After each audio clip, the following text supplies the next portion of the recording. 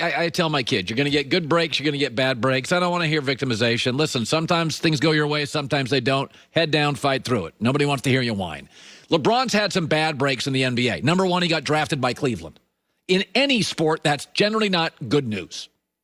Number two, he walks into the NBA, and about halfway through it, it becomes a three-point shooting league. He's a forward. That's for wings and guards, right?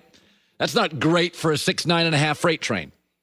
Kevin Durant, after he beats the Warriors, goes to Golden State and creates a dynasty. That's not great.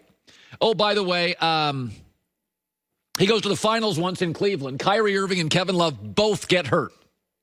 His second and third best player. He goes to the Lakers, and the front office implodes.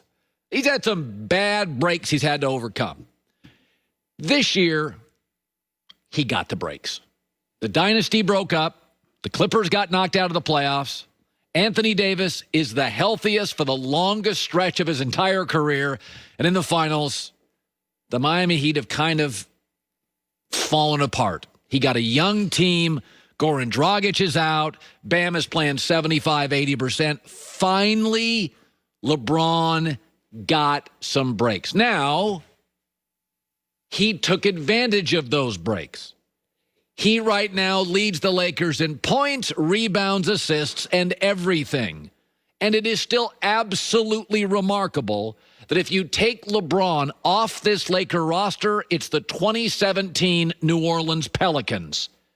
It's a mismatch of too old, not good enough, disparate, odd, strange parts that sometimes don't look like they should be in the same town together.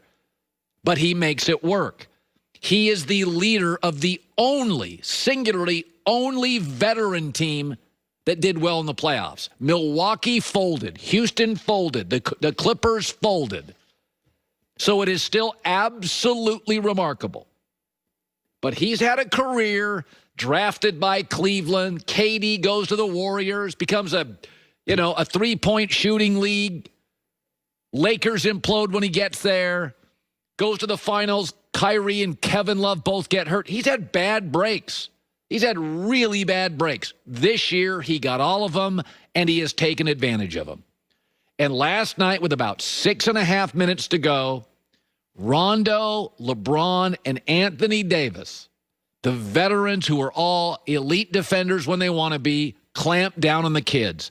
This was one of the first playoff games that really looked like a non-bubble playoff game. 83-83, it's all even. And LeBron says, all right, I'm going to score or assist on every Laker basket going forward. My entire life, last night, 7 minutes to go, is what playoffs look like. The young, spunky, athletic, fun Miami Heat, the young kids, face AD and LeBron and Rondo, and the grown men, the grown-ups, their body language changes. Their intensity changes with about 6.5 minutes to go, and they are all over the kids. It's like, all right, Dad woke up from his nap. All right, here we go. And the Lakers clamp down. LeBron afterwards, one game away from another championship. When I woke up from my nap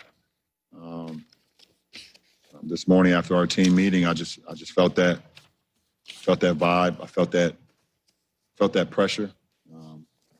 I felt like for me personally, this was one of the biggest games of my career.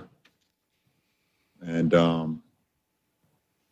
just wanted to relay that message to my teammates, the type of zone I was in, the type of moment it was. It's just my mindset, kind of still in it. Obviously, it's my mind kind of working right now.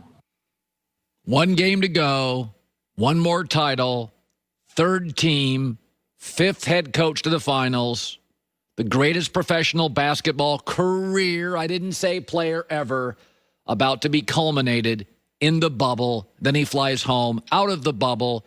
And hopefully, although it's been done well, we never have to deal with an NBA bubble again.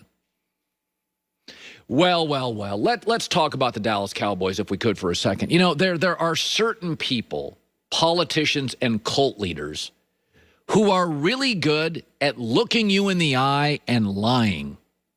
I've never myself been able to do it. I've often joked I could never be an actor. Like me or not, here's what I think. How it lands is a you problem. But politicians and cult leaders are just great at it.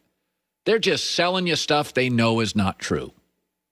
Add to that the owner of the Dallas Cowboys and the head coach of the Dallas Cowboys, Jerry Jones and Mike McCarthy, who are trying to convince you, despite what you're seeing, this defense is very close. This is very good. It's just a tweak here. And Troy Aikman yesterday on Dallas radio would have absolutely none of it.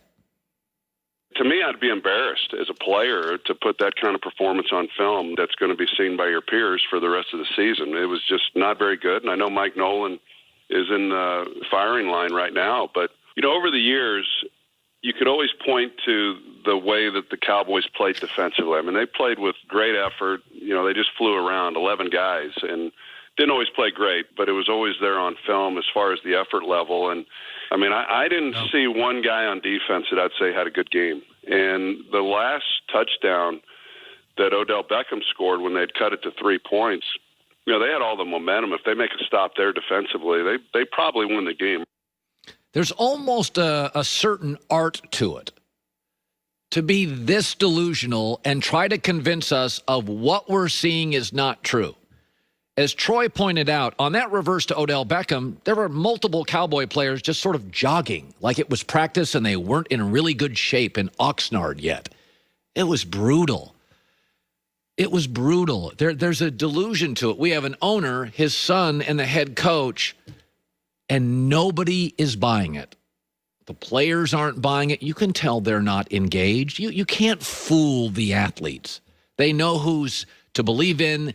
I mean, this is why Belichick makes Cam work. Cam comes in, independent personality, and he buys into everything Belichick's selling because it's honest and authentic because it's worked for 20 years. That's why New England's working. That's why when you see new coaches go to new staffs like Kyle Shanahan to San Francisco, players are asked to do a lot, but they buy in because they can see it's working. You can look at the Cowboy players. They're not buying into Mike Nolan, who was kind of a journeyman linebacker coach, landed in New Orleans, nobody giving him a D.C. job, and Mike McCarthy got hired by him years ago, so did him a favor. It is a disaster. Said it yesterday. Hire slowly, fire quickly. Move off it. Okay, we know what's going to happen this weekend. Dallas is going to beat the New York Giants, who have scored 3 offensive touchdowns all year. And Mike McCarthy's going to come out and say, we're a little more buttoned up. I thought we had a good week of practice. We're buttoned up. Good week of practice. I thought we really showed some growth here. No, you faced the New York Giants here. But you can't keep BSing people. The 4 quarterbacks that have faced the Dallas Cowboys this year, if you put their statistical averages all together, it's Patrick Mahomes' season averages. They're making every quarterback Patrick Mahomes. And I like Jared Goff and Matt Ryan. They're not Patrick Mahomes. So they're going to play, the Cowboys are going to play over the next couple of weeks, the New York Giants, who can't score offensive touchdowns, and Washington, that just benched their starting quarterback. And Arizona, which is kind of a mess right now on both sides of the ball, though they have talent. And Dallas is going to convince you they had a good week of practice and they've got it buttoned up and the momentum's on their side, and it will be the same old delusion.